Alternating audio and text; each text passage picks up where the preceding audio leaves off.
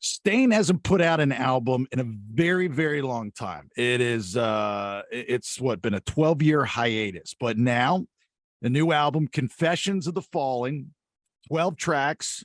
This will be the 8th album from the band. Guitars for Stain, Mike Mushok. Dude, did you think this would ever happen? Oh, that's a really good question. Even when we started, there was questions that it was going to happen. It took a little while to get it done, but listen, good things come to those who wait, right? So I'm super proud of it, and but yeah, I didn't know. I always hoped that we would be able to, do some music again. Well, this is your baby, right? I mean, same with probably Aaron and everybody else. In the last 10ish years, you guys went off and did your own thing, took a break, for whatever the reasons may be. But it's always you go back to your baby, right? It's like your first love. You'll never forget. So were those conversations over this time being had either by text message, email, phone calls? What was the communication like between y'all? Yeah, funny. I swear, I feel like it was a bunch of years in a row. I'd be at like my son's indoor soccer game, and Aaron would call out of the blue. I'm like, "Oh, hey, what's up?" And listen, I mean, he had, he was pursuing his country career, and there was a time where he felt, like if I do Stain, it's going to, interfere with, the progress of that and what that is, and ultimately, I think it got to the point. And I mean, and this did start a bunch of years ago. The pandemic kind of threw a monkey wrench in, our progress and what we were going to do, like I think it did for a lot of people, but listen, it all worked out, and here we are today. But yeah, there were definitely conversations along the way, and I'm just glad that we're where we are right now. Well, were there conversations before the hiatus of wanting to do different projects? Because I think anybody listening right now can totally understand. I don't want to say bored, but it just becomes kind of monotonous doing the same thing, same music, same routine over and over again. You want to try the waters, you want to test something. But were those conversations happen with the album before Confessions, the self-titled album?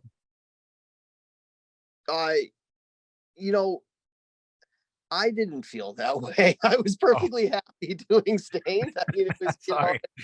Yeah, no, it's all good. I mean, yeah, I was really happy. I loved what we did, you know what I mean, and where we were, and I think, Aaron, wanted to, and listen, I always said, you got to be happy with what you're doing. If this is what you want to do, I mean, listen, you're not going to make anybody do anything, first off.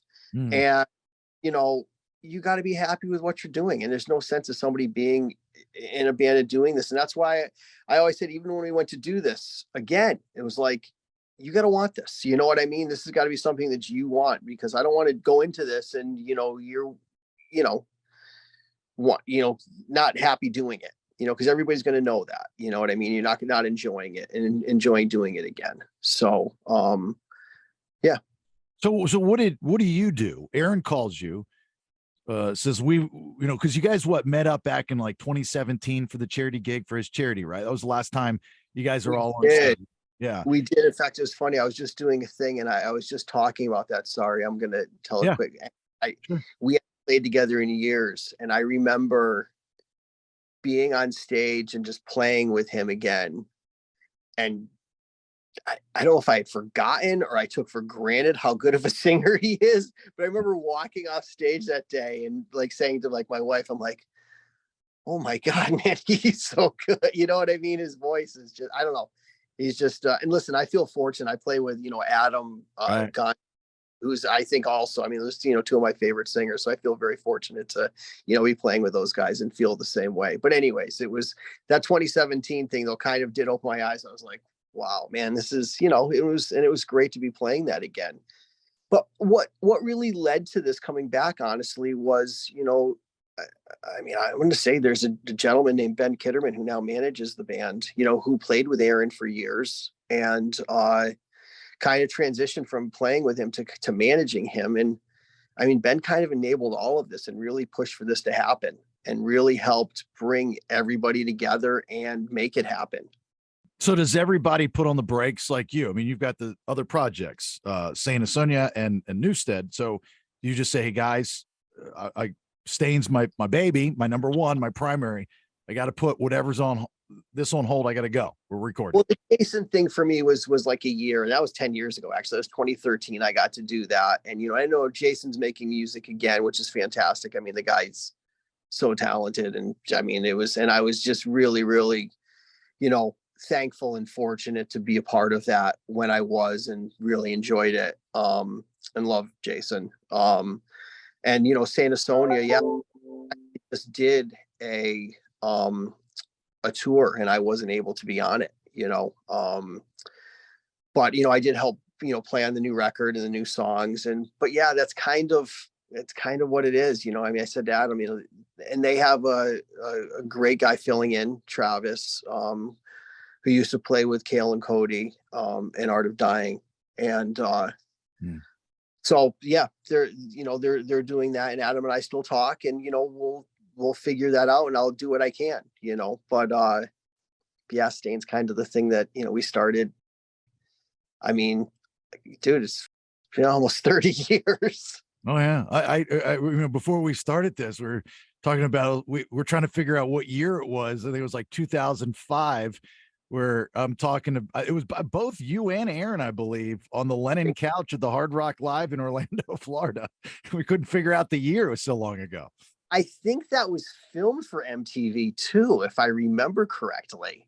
Yeah, it was one of those summer tours, and it was hosted by Nokia, which doesn't even exist anymore, I don't think.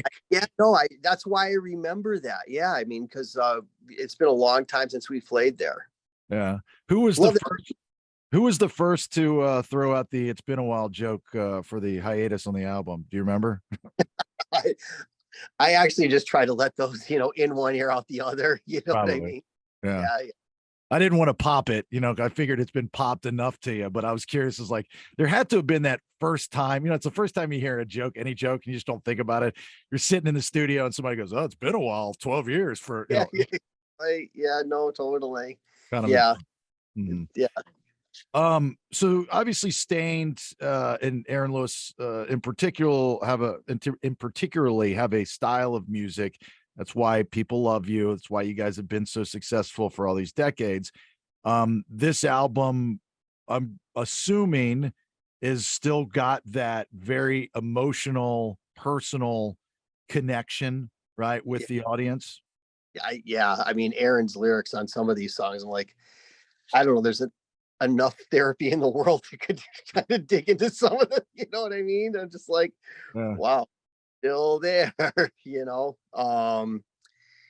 Yeah, definitely. I mean, I think you did a fantastic job. It's funny when you make a record or any kind of thing like that, you're always getting new versions of it to listen to, whether it's mixes or the mastering or edits, or so you're listening to it over and over, and it's weird. I mean, I was on a plane yesterday coming home, and I just wanted to listen to the record again. I mean, I'm sick of it and don't want to put it on, you know what I mean? But I'm really happy with it. I mean, I think that, and listen, I know people don't buy records, and, it's a song here, and we're probably going to put out half the record for free before it comes out, which is cool. I mean, because hopefully people at least get to hear it. Cause I do think that, I'm really happy with all the songs. So how do you help Aaron out with writing, if at all, if it's the lyrics are so I hate to use the word dark, but they are. I mean, they're a lot personal. I think it's personal. It's personal. Yeah, I think that there's emotional. I don't, what I mean? That's the lyrics are his thing. I wrote the music. I mean, I put all the music together. And then that's usually, once that's done and he's happy with the arrangements and cool with where the song's going, then he takes it and, works on getting the melodies and the lyrics together. And you guys, going out on the road with Godsmack, which I'm a huge fan of. And so I love those guys. Two hometown guys, two hometown bands, Massachusetts guys. So, you guys should call it the Kick Mass Tour. So that'd be pretty funny. Anyway, so this is their Mass Hall, right? Yeah. So this is, Sully's already said this is the last time that they're making a record. So one would assume maybe the last time they might be going out on tour. What I about think I think they'll still tour. I mean, listen, but and yeah, he does say that. He did say that. I know. Yeah, it's true. I don't know. I mean, I love writing music. What you know what I mean? I love that. I mean, it's hard. It's difficult to do sometimes. I mean, as far as not me writing music, but as a band putting everything together and making that all work can be tough sometimes. But I just at the end of it, I'm just super stoked to have something like that to be able to put out and to listen to. so you plan on continuing with albums and touring? I want to finish this interview, do my next one, get onto this. I don't. Who knows? You know what I'm saying? I hope it'd be great if that's the case. But honestly, let's see how this is received, and hopefully we go out in this summer's a lot of fun, and I think we have some shows in the fall, and more songs after this one, hopefully, and we'll see where it leads to. Yeah. All right. So Lowest in Me is the first single off the new album. Yes. Collectively, everybody agreed that's the single to go with. It's funny. It was just one of those things. One day it was kind of like, I think it was kind of like the Eric who produced it was like, okay? So yeah. Yeah. But it really kind of was presented to me that this is what it was going to be. And the way the record was made and as it was coming through, like the songs, like I said, the lyrics are and the vocals are really the last thing on it. So for me to sit and digest all the songs, I'm actually, now that I've had it longer and can spend some time, I'd like to spend a little time with it, but yeah, that was the one that everybody kind of felt should have been the first representation after being away for so long. You guys, you do realize now you'll have two songs called The Fray, right? Two different. Yeah, I know. That's yeah. You don't seem very happy about the other one is just Frey, I believe. Right. This one is I mean, it's totally different. Did that ever come up in conversation? Like, guys, remember 14 Shades? We had another song. I know. Yeah, no, I didn't bring it up. I just listen, I was just happy that we had titles for the song because they were working titles literally up until like a week ago. So I mean, I had a song called, Two Note and Frantic, Chrome. So I mean, I just make up these stupid things so I can identify what the music is. And literally we're like, we need song titles. So do you have Aaron's obviously been outspoken and he has every right to do so. I think every artist does. That's my own personal opinion. But when you're a part of a brand and a team, a band, and maybe not everybody wants that to happen, or they don't agree with it, blah, blah, blah, i.e. Journey, like whatever. Going out on tour, do you have that conversation of like, that's fine when you do it yourself, but when we're collectively together, let's kind of holster that? I mean, no, there's not really a conversation. I mean, I do feel like, and even Aaron said, he goes, my country career is really that's where I, deal with that stain, not so much, you know what I mean? So, I mean, that's something that he's kind of said. So, I mean, listen, stuff's happened. People in the audience know who Aaron is and what he says. So, I mean, sometimes that, comes up. Certain chants will happen during our shows from time to time. And, whatever. I mean, it's like I said, I'm happy to be up there playing. Yeah. You buy a ticket to go see your band, and you know what to expect, whether you like the message or not. If you're going for the music, go for the music. But other than that, we should all just be, I tell people all the time, Mike, I was like, we have no right to complain anymore. We went through 2 years of no live music. You can't complain about going to any type of concert, whether it's good or bad. You are outside with people. And it's back the way that it was, which I mean, honestly, there was a minute there. I'm just like, what is this? What is this going to be? We toured in 2021 with Korn, and it's challenging. It's definitely. Yeah. The new album will be out fall of 2023. Confessions of the Fallen, 12 tracks. Lowest in Me is the first single. I'm happy that you're happy. And I'm glad that after all I really am, because I like seeing rock stars smile. I just think it's cool because without music, we've got nothing, man. I don't have a job. I can tell you that right now. If it stopped right now, there's enough amazing music that's been created to this point, I think, to carry this for quite some time.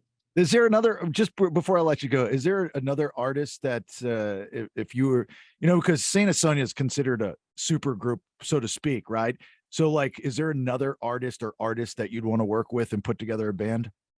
Oh, I mean, listen, there's so many, I have so many friends that are, I think, just so super talented. You know what I mean? And honestly, Saint Asonia came from, when Stain stopped working, I was kind of like, oh, what do I do now? And I had all this music, and I was actually getting together and contacting a bunch of different singers that kind of like what Slash did, I guess. You know what I mean? Where you get all these different singers and you write with all these people that you really admire and always wanted to do something with.